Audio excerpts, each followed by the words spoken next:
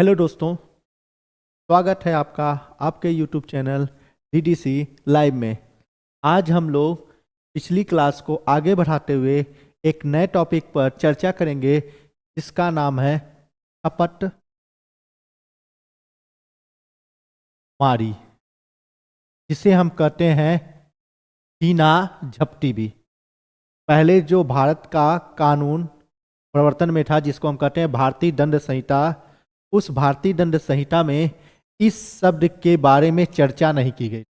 मतलब भारतीय न्याय संहिता में एक नया प्रोविजन जोड़ा गया है और उसी नए प्रोविजन या कह सकते हैं एक नया अपराध जोड़ा गया है और उसी नए अपराध को हम क्या कहते हैं? झपट मारी या छीना झपटी। अब ये छीना झपटी है क्या? जैसे चोरी में कुछ आवश्यक तत्व थे, उसी तरह हमारे छीना झपटी में भी आवश्यक तत्व हैं। और जब छीना झपटी का अपराध किया जाता है तो छीना झपटी के अपराध को जो परिभाषित किया गया है वो परिभाषित किया गया है आपका भारतीय न्याय संहिता की जो धारा है वो धारा 304 में। जब आप भारतीय न्याय संहिता की धारा 304 पढ़ेंगे उसमें एक नया प्रोविजन या कह सकते हैं एक नया अपराध शामिल किया गया है और उसी अपराध को हम कहते हैं छीना झपटी। और जो ये छीना झपटी है इसके कुछ महत्वपूर्ण तथ्य हैं। जैसे चोरी का अपराध किया जाता था, उस चोरी के अपराध में भी कुछ महत्वपूर्ण तथ्य थे या कह सकते हैं कुछ तत्व होते थे जो बताते थे कि चोरी का अपराध कैसे किया जाएगा। उसी पूरे तत्व में मतलब चल संपत्ति, बेईमानी पूर्वक आशय होना चाहिए, ये चोरी के कुछ आवश्यक तत्व थे। सबसे पहले नंबर पे आपका क्या था? एक चल संपत्ति होगी और उस चल संपत्ति को बेईमानी पूर्वक लिया जाए या उसे कहीं एक स्थान से दूसरे स्थान पर हटाया जाए। साथ ही साथ वो व्यक्ति जिस व्यक्ति के कब्जे में वो संपत्ति है उसके सहमति के बिना यदि उस सामान को हम प्राप्त करते थे तो वो क्या कहलाता था? चोरी कहलाता था। उसी पूरे कॉन्सेप्ट में बस दो चीजें और जुड़ जाएंगी। और वो दो चीजें क्या जुड़ेंगी? जब हम कोई कार्य अचानक या बलपूर्वक या शीघ्रता के माध्यम से करते हैं, मतलब इसमें जो सबसे महत्वपूर्ण तत्व जो जुड़ेगा वो जुड़ेगा अचानक या बलपूर्वक या शीघ्रता। यदि हम किसी के संपत्ति को अचानक बलपूर्वक यदि ऐसे छीनते हैं तो वही चोरी हमारी क्या बन जाएगी? झपट मारी बन जाएगी, इसको हम कहते हैं छीना झपटी कहते हैं।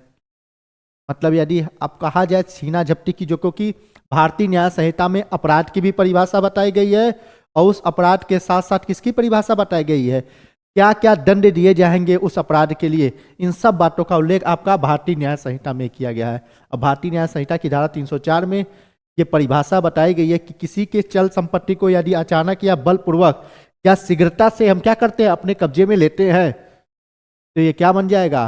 एक अपराध बनेगा। उस अपराध का नाम क्या है? छीना झपटी या हम कह सकते हैं झपट मारी।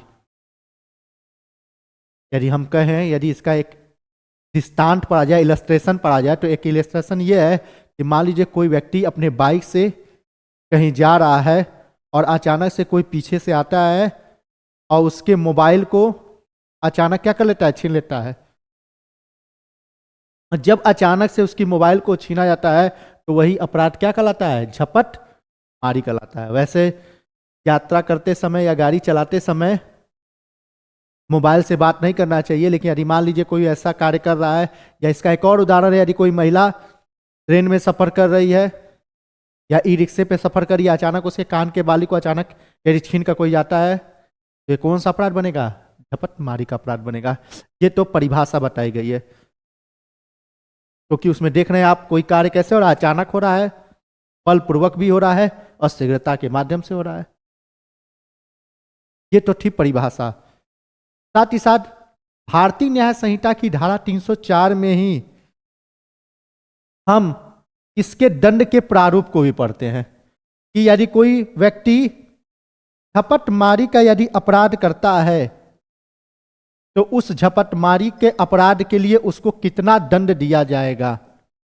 दंड का भी उल्लेख भारतीय न्याय संहिता की धारा 304 के उपखंड 2 में किया गया है, जहां पे बताया गया है कि कोई व्यक्ति यदि झपटमारी का अपराध करेगा तो उसको कितना दंड दिया जाएगा। तो जब दंड का प्रोविजन आप पढ़ेंगे तो दंड के प्रोविजन में बताया गया है उसको 3 वर्ष की सजा, 3 वर्ष की सजा का प्रावधान है। साथ ही साथ वो जुर्माने का दायी होगा या उसको दोनों से दंडित किया जाएगा। मतलब कोई व्यक्ति धारा 304 के तहत यदि अपराध करता है, मतलब झपटमारी का अपराध करता है, तो उसको 3 वर्ष की अधिकतम सजा का प्रावधान है। साथ ही साथ उसको जुर्माने से उत्तरदायी क्या जुर्माना भी लगाया जा सकता है, और साथ ही साथ दोनों से वो क्या किया जाएगा, दंडित किया जाएगा। यह है आपका झपटमारी। यदि आपसे परीक्षा में, तो उत्तर प्रदेश में यदि आपसे पूछा, क्योंकि नया प्रोविजन शामिल किया गया है, और जब कोई बात नई शामिल की जाती है तो परीक्षा में पूछने के चांसेस ज्यादा बढ़ जाते हैं। यदि आपसे पूछा जाएगा कि झपटमारी शब्द को या झपटमारी के अपराध को कहां परिभाषित किया गया है, तो आप बताइएगा 304 में। साथ ही साथ उसके दंड को भी इसी में बताया गया है। 304 का उपखंड 2 पढ़ेंगे तो उसमें दंड बताया गया है।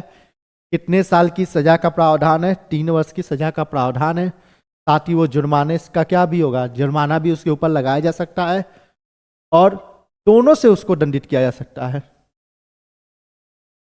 ये था आपका नया एक प्रावधान जिसको हम कहते हैं झपटमारी या हिना झपटी। हमें लगता है कि आपको ये बात समझ में आई होगी। फिर से मिलते हैं अगली क्लास में।